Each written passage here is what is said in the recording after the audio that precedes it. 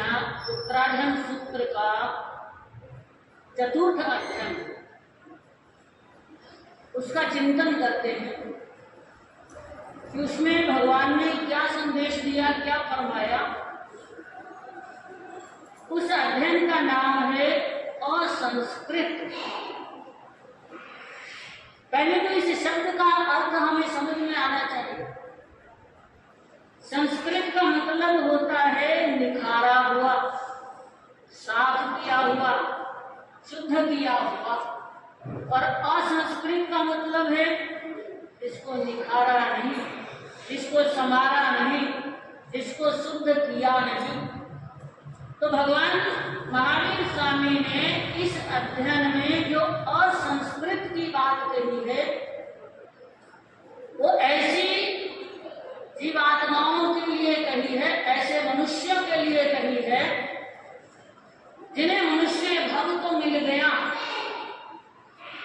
लेकिन जिनकी आसक्ति जो है वो नाशवान चीजों के प्रति अधिक है। जिनको धन कमाना आता है, धन जोड़ना आता है, अपने इस शरीर को सजाना आता है, लेकिन भाई शरीर को सजाना आता है, संवारना आता है, यानी कि भौतिक चीजों में उनका रुचि जो है वो बराबर बना हुआ है और आध्यात्मिकता से, धर्म से कोसों दूर है। ऐसे व्यक्तियों का जीवन असंस्कृत कहा।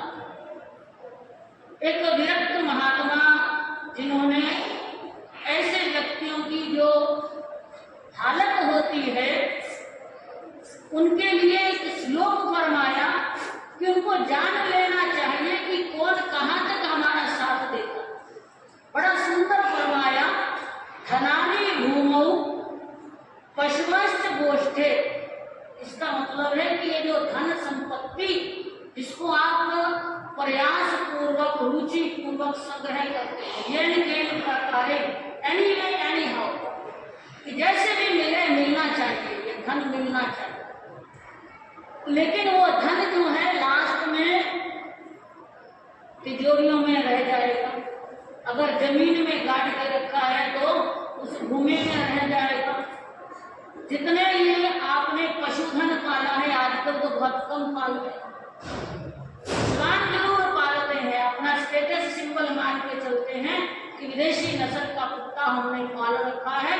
अपने घर के, अपने परिवार के बड़े बुजुर्गों की, बच्चों की चाहे कदर संभाल करें या नहीं करें, लेकिन उस श्वान को जब जंजीर में बांधकर उसकी चेन हाथ में पकड़कर घूमने जाते हैं, तो जब वो रास्ते में मलमूत्र का त्याग करते हैं तो इंतजार में खड़े नहीं रह सकते। ये हालत आजकल के स्टेटस वाले खसरिया वाले बच्ची, ये स्टेटस मानते। लेकिन ज्ञानियों ने जो कहा है, उस विरक्त महात्मा ने कहा है कि जो पशु हैं, उस जमाने की बातें हैं जब गोकुल हुआ करते थे, 10-10 हजार का गायों का एक गोकुल हुआ करता था, तो कहते हैं कि ये सारे पशुधन भी वो अपने जगहों पर बंधे रह जाएंगे, वहीं के वहीं रह जाएंगे। और फिर साथ में आगे कहा भार्या गृह द्वारी, यानी कि जब अंत समय आता है, यह हंसा निकल जाता है, तो उस समय पत्नी भी घर के दरवाजे तक जाती है।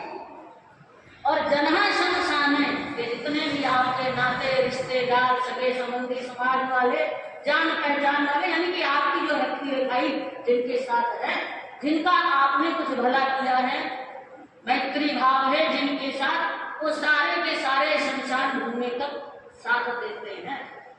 देह स्थिताया, और ये देह, ये शरीर जिसको इतना खिलाते हैं, इतना पोषण करते हैं, तरह तरह के पकवान खिलाते हैं, और इस तन को मांझने का प्रयास करते हैं, तेल फुलेल, ये सारे सौंदर्य प्रसाधन, कॉस्मेटिक्स जो बढ़िया से बढ़िया इंपोर्टेड एक्सपोर्ट क्वालिटी है ना, एक्सपोर्ट क्वालिटी के जो कॉस्मेटिक्स है उनका आप प्रयोग करते हुए अपने इस तन को सजाना, सम्मानना, आकर्षित करना, ये सब कर लेते हो, लेकिन ये देह भी जो है ये चिता तक साथ देती है। हंसा निकल जाने के बाद कोई साथ देने वाला नहीं है, फिर तो वो डेड बॉडी हो जाए। बच्चे डैडी डैडी करते हैं, पापा करते हैं, लेकिन लास्ट में जब हंसा निकल जाता है उस समय बॉडी कब ला रहे हैं, फोन कर करके पूछते हैं ये कब लेकर जा रहे हैं। तब तक घर में बैठे रहेंगे, वहां जाकर रोना भी पड़ेगा, धोना भी पड़ेगा, समाज के सामने ये व्यवहार भी दिखाना पड़ेगा। इसलिए पूछ लो कितने बजे ये सब यात्रा ये तैयार है, चिता के लिए तैयार है, तो हम 5 मिनट पहले जाकर खड़े हो जाए। और आजकल तो रिवाज ही बदल गया। वो गाड़ियां सीधी हॉस्पिटल से शमशान भूमि तक जाती हैं और आप भी अपनी गाड़ियों में, मोटरों में वहां तक पहुंच जाते हैं और ये फॉर्मेलिटी पूरी करके वापिस आ जाते हैं। यहाँ भी देखिए कोई किसी का सगा नहीं है और कहते हैं कि जीव के साथ, जन की आत्मा के साथ अगर परभव में जाता है तो केवल एक धर्म जाता है, जो संस्कार के रूप में है, जो हमारे सही, जो शाश्वत तत्व के रूप में है, वो हमारे साथ जाते हैं। बाकी सारी नाशवान चीजें यहाँ की यहीं रह जाएंगी। बड़े बुजुर्ग जो हैं वो गाया भी करते थे, गाना मुझे इतना आता नहीं है, लेकिन फिर भी कुछ पंक्तियां गुनगुनाने का प्रयास करते हैं। अब कई बार बोलते हैं, ठाठ सारे पड़े रह गए, कोठी बंगले खड़े रह गए, और नदी में रह गए, संग लखपति के न ढेला चला, हंसा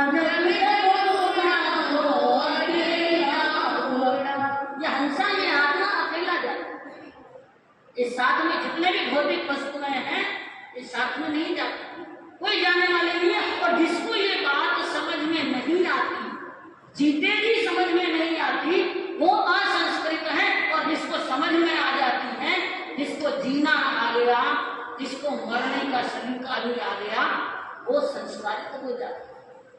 एक केमिस्ट्री में एक मेटलर्जी का प्रोसेस होता है, आप समझा देती हूँ शॉर्टकट में। मेटलर्जी होते हैं कि जब ये खदान से धातुएं निकाली जाती हैं, धातुएं सारी भूमि में है, सोना है, चांदी है, लोहा है, तांबा है, वो भी है, ये सब जो है ये जमीन में से निकलती है, तो ये प्योर स्टेट में नहीं होती, ये इम्प्योरिटीज इनके साथ होती हैं, अशुद्धियां इनके साथ मिली होती हैं, मिट्टी भी होती है, दूसरे मेटल भी होते हैं। तो उसको प्योरीफाई करने के लिए जो प्रोसेस फॉलो किया जाता है, दैट इज कॉल्ड मेटलर्जी।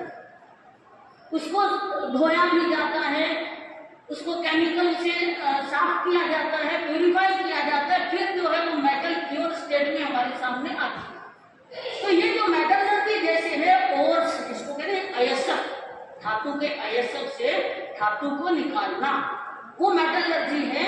तो ऐसे ही हमारा जीवन जो है, इसको भी हम शुद्ध करने का, प्यूरिफाई करने का, आत्मा को प्यूरिफाई करने का अगर हम प्रयास करते हैं तो हम संस्कृत हो जाते हैं, संस्कारित हो जाते हैं।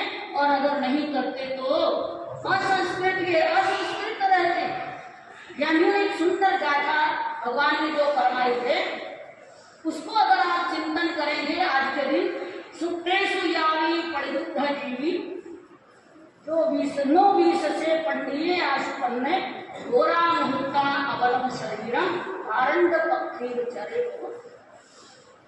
देखिए बहुत सुंदर फरमाया गया है कि चाहे संसार सोया रहे, यानी कि सोने का मतलब दोनों निद्रा से, द्रव्य निद्रा से भी है और भाव निद्रा से भी है।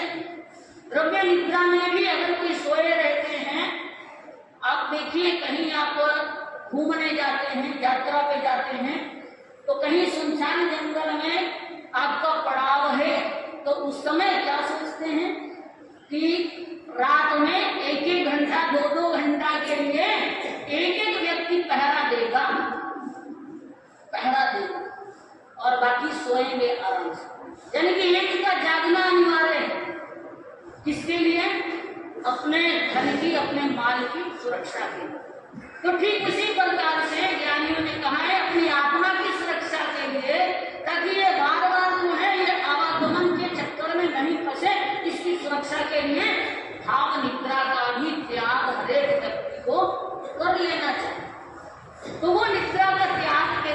जागते रहना, सोए हुओं में जागना।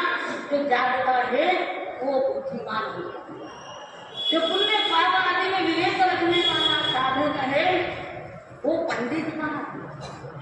पंडित नो विष से पंडित आशु करने घोरा मुहूर्ता अमर शरीर, यानी कि जो काल है इसके क्षण घोर है, समय का चक्कर गुजरता रहेगा, शरीर कमजोर है, काल का जो बस चलता नहीं, काल के आगे किसी का बस नहीं चलता, जानते हैं आप। उसके आगे सबको नतमस्तक होना पड़ता है। उस समय हमारा चाहे कितने ही हम शारीरिक बल के स्वामी हो, जब काल का चक्कर हमारे मुंह पर घेरा डालता है उस समय ये सारे बल जो क्षीण हो जाते हैं। इसीलिए ज्ञानी ने कहा कि घोरा मुहूर्ता बलम शरीरम भारंड पक्षी विचरे, भारंड पक्षी के समान आप विचरण करें। अब ये भारंड पक्षी देखा, मुनि को भी भारंड पक्षी की उपमा दी गई और आम जो साधक हैं उनको भी कहा कि भारंड पक्षी के समान विचरण करें। ये भारंड पक्षी कैसा होता, पंचतंत्र की कहानियों में पिक्चर दिखाई जाती है। ये जो भारंड पक्षी है इसके दो मुंह होते हैं, दो होते हैं, लेकिन पेट एक होता है। भारंड पक्षी पेट एक होता है, दो मुंह होते हैं, दिमाग भी दो होते हैं। अब कहते हैं जब एक मुंह खाता है तो दूसरा ध्यान रखता है। साधु संत के लिए इसीलिए कहते हैं कि भारंड पक्षी के समान रहना चाहिए कि जब गोचरी के लिए भी जाओ तो जागरूक रहना चाहिए। जागरूक इसलिए रहना चाहिए कि आप गोचरी आहार पानी की गवेषणा कर रहे हैं तो उसमें चारों तरफ से आपको सशक्त रहना चाहिए, कहीं कोई दोष तो नहीं लग रहा। ऐसे ही वो भारंड पक्षी जो है वो एक मुंह से खाता है और एक मुंह जो है वो ध्यान रखता है कि कहीं कोई मारने वाला तो नहीं, कहीं कोई नुकसान होने वाला तो नहीं है। इतना बल होता है उस भारंड पक्षी में कि हाथी जैसे भीमकाय को भी वो उठा सकता है। और इसलिए कहते हैं कि भारंड पक्षी के समान मुनि का जीवन होता है, हमेशा जागरूक रहना, डरा हुआ रहना। हिरण जब घास खाता है, मृग जब चलता है तो आपने कभी देखा होगा कि चलते चलते जो है वो थोड़ा थोड़ा रुकता है, थोड़ा इधर उधर देखता है, बिल्कुल अलर्ट रहता है, इसको कहते हैं सावचेत रहता है, सावधान रहता है, ताकि कोई शेर आकर पीछे से हमला नहीं कर ले। तो इस तरह से वो मृग का जो चलना हुआ, मृग का जो विचरण करना हुआ, वो हमेशा संशंक रहता, शंकालु प्रवृत्ति का रहता। इस दृष्टि से इसको हमेशा ये ध्यान रखना पड़ता है, अपने शरीर का ध्यान, अपनी आत्मा का ध्यान रखना नितांत आवश्यक हो जाता है। तो इसलिए हमेशा जो बुद्धिमान व्यक्ति होता है, प्रज्ञाशील व्यक्ति होता है, वो चिंतन करता है कि मेरे लिए हित किसमें है। वैसे तो भाव बदलते रहते हैं, भाव परिणमनशील है, चेंज होते रहते हैं। अब देखिए फॉर एग्जाम्पल आपके साथ कभी ऐसा हो कि आप अपना फैक्ट्री, अपना दुकान मंगल करके घर आए, बड़े प्रसन्न है कि लाभ हुआ, कस्टमर की भीड़ थी, खूब नोट गिनते रहे मशीन से, ज्यादा हो तो मशीन से गिनते रहे और कम हो तो लगाते रहते हैं ना, गिनते रहे और सोचते हैं कि ऐसा दिन हमेशा कि मैं ये धन गिनता हूँ, करोड़ों अपने खजाने में, अपनी तिजोरी में रखता हूँ।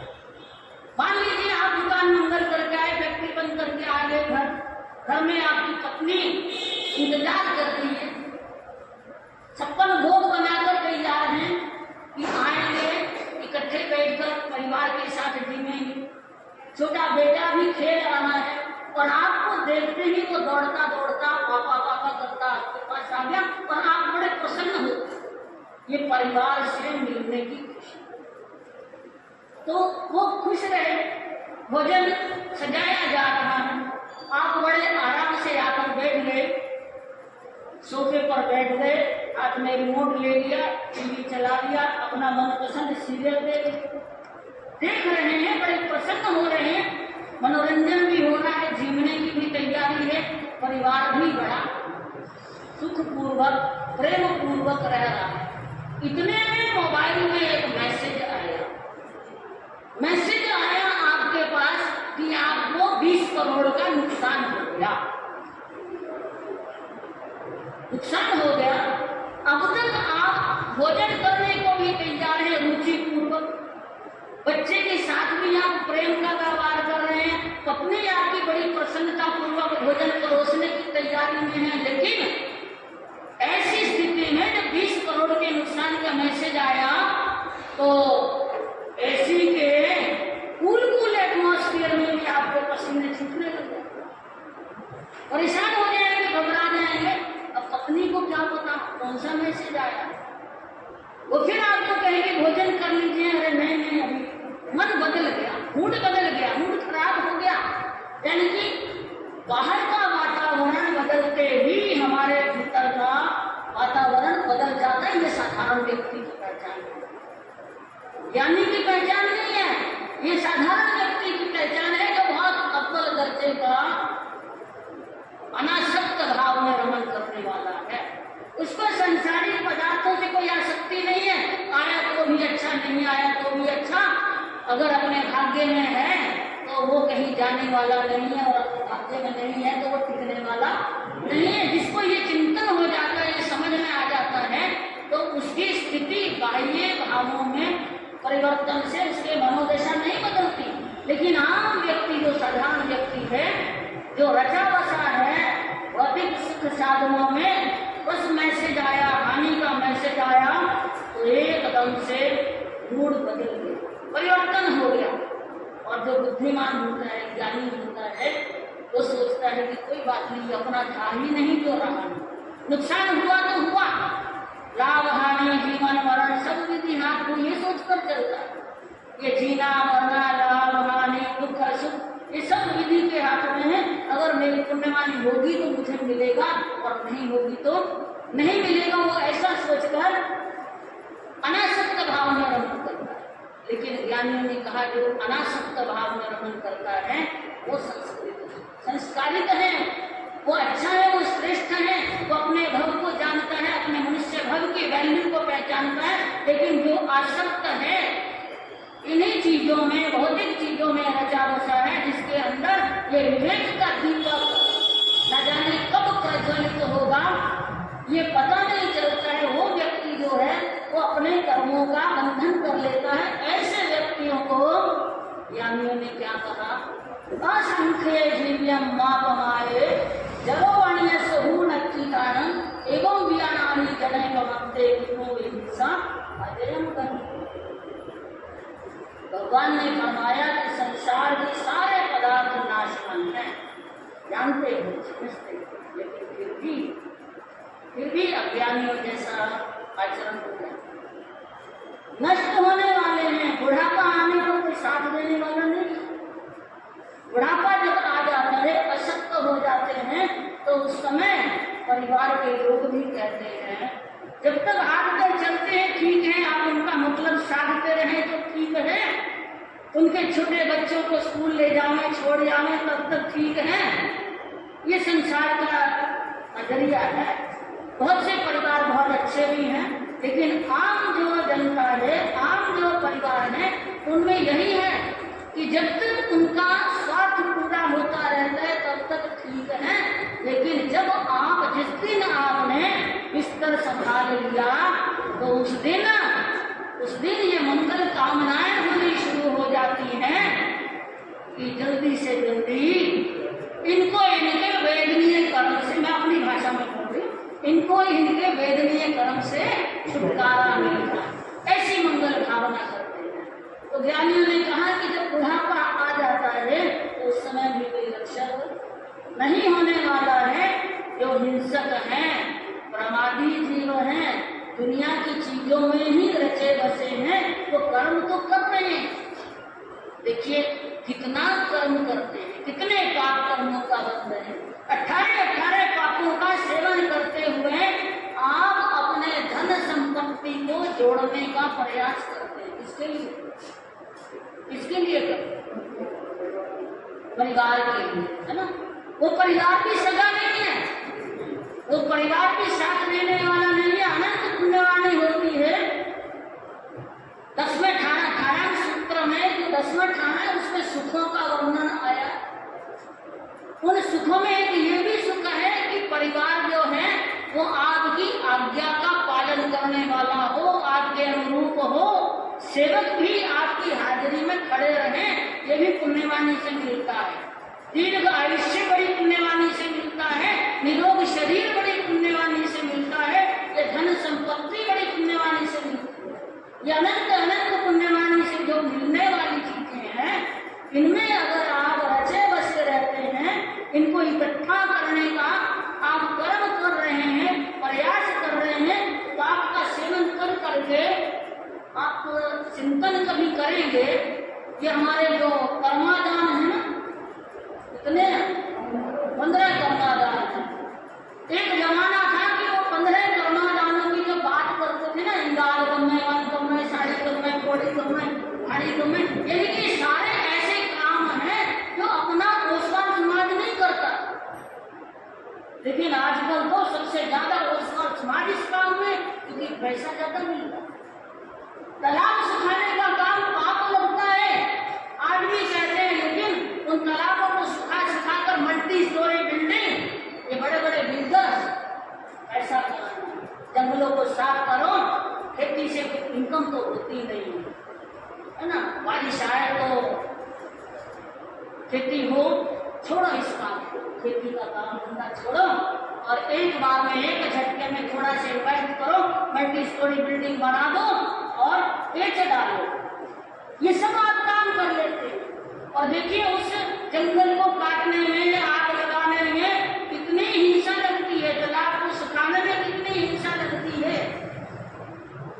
ये खदान का काम, बड़ी बड़ी माइंस, पुराने जो श्रावक लोग हैं, उपासक दशाओं में जिनका वर्णन है, उन्होंने कभी ये खदानें नहीं ली होंगी ठेके पे, लीज पे, लेकिन आजकल इसमें भी फायदा है, बड़ा फायदा है। बड़े बड़े घाटे मार्बल निकलते हैं ना, पूरा साबुत का साबुत निकल आवे क्रेन से, जो 5 लाख का, और निकालते असावधानी से फूट जाए तो भी 50,000 में तो बिकता है। और यहाँ तक कि आजकल तो उसका जो पाउडर बनता है, कटाई करते समय वो पाउडर भी बिकने लग गया। वारे नहीं आ रहे हैं आपके, ऐसे काम आपको अच्छे लगते हैं, भले ही उसमें कितनी हिंसा होती हो, कितने पाप कर्मों का बंधन होता, कितने जीवों की विराधना होती हो, लेकिन जो विवेकवान आत्मा है वो आज भी ऐसे हिंसक व्यापार में रुचि नहीं रखती है। तो ज्ञानियों ने कहा आप कर्म तो कर रहे हो, लेकिन जब फल भोगने का समय आएगा तब किसकी शरण लोगे, तब किसकी शरण लोगे, उस समय फिर याद आता है धर्म का शरणा क्या होता, तो आज ये दुख देखना नहीं पड़ता। इसीलिए एडवांस में ही अपने आप को जागरूक कर लेना, संस्कारित कर लेना, ये नाशवान चीजों के प्रति हमारा रुझान कब रहना चाहिए। 3 बातें ध्यान में रखनी है। सदग्रस्त हो, करना पड़ता है सब कुछ, लेकिन रोज का चिंतन तो करो, अपने आप में चिंतन करो कि आज दिन भर में मुझे अपने परिवार के भरण पोषण के लिए, अपने रोजगार को चलाने के लिए, जितने जीवों की विराधना हुई है उसके लिए पश्चाताप आता है। कभी पश्चाताप, कभी आलोचना की, प्रतिक्रमण करते हैं, वो भी लगे सुनाने खड़ा के सबको सुना दे।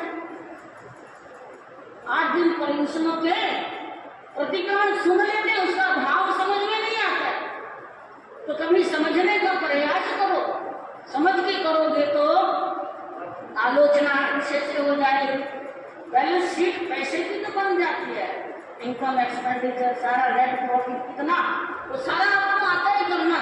लेकिन ये कर्मों का लेखा जोखा जिस दिन करना आ जाएगा उस दिन आप संस्कारित हैं, बाकी असंस्कृत हैं। ज्ञानियों ने कहा 3 बातें सबको ध्यान में रखना।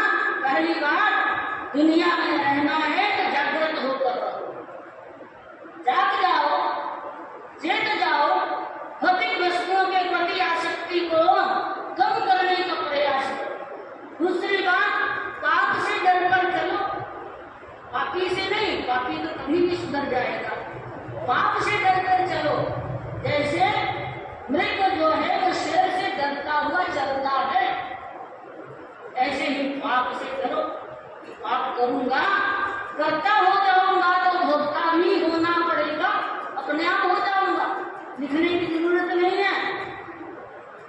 तीसरी बात, दुनिया का व्यवहार तो निभाओ सारे, व्यवहार धर्म भी होता है। दुनिया का व्यवहार तो करो, लेकिन उसमें भी अनासक्त भाव का रहना चाहिए। यह आसक्ति नहीं रहनी चाहिए। जिस दिन ये ऐसा करना आपको आ जाएगा, उस दिन आप संस्कारित, सुसंस्कारित हो जाएंगे।